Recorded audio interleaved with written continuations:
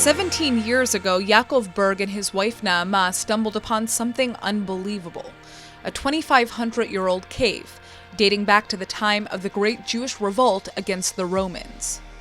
We've been driving, then we felt something strange underneath of our car, and we found the ancient cave. The cave was full with mud almost to the top, so we need to dig.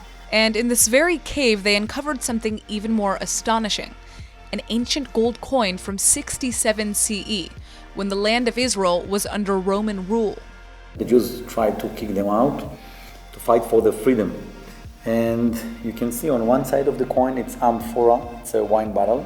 On the other side it's a wine leaf, and it's written here in ancient Hebrew, for the freedom of Zion. So crazy is that you were already in the process of building your own winery here, and then you find this coin that basically says your ancestors were doing exactly the same thing 2,000 years ago. After we found the cave, we understood this is our legacy.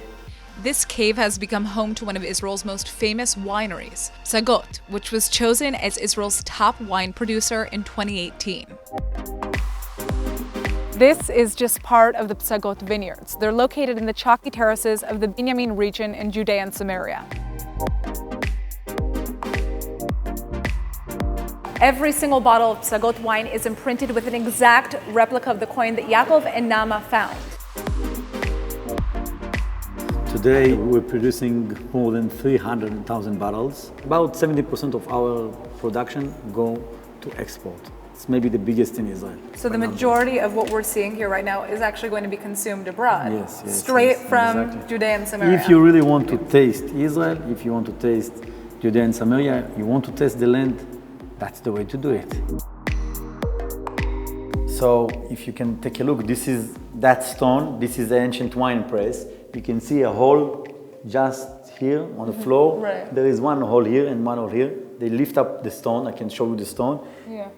It's put a weight here, and all the wine used to go down here. Here you can, about 200 liters, can stay there and Ferment. Ferment, exactly.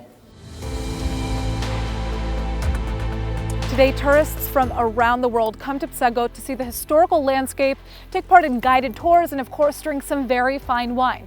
And the best part is that it's just a 15-minute drive from Jerusalem. Where we're just standing, it's Psagot newest winery. It's going to be ready in 2 weeks. You built it purposely with the idea of having this view, right, of the Jerusalem hills behind you. Yes. Why is that the case? Listen, Natasha, most of the Bible stories happened around us, really here, long before Jerusalem was exist. Stories about Abraham, Isaac, Jacob, our forefathers. From here you can see the Jordan Valley, you can see the Dead Sea. Used to be the beginning, the house of King Saul, our first king, and a lot of the stories about King Saul happened here. So as you're going to be drinking your wine from this very area, you're going to be able to have a view straight into the history of Israel, basically. Yes, yes. This is the heart of the land of Israel.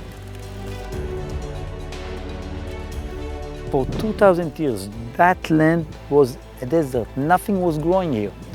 Everybody tried, Right. Nobody succeeded. We believe that part of the miracle of Israel, it's not just that we, the Jewish people, came back to our homeland. Right. Also the land came back to us. And I think this is what wine represents, what vines represent. The story of Psagot is the story of the Jewish people.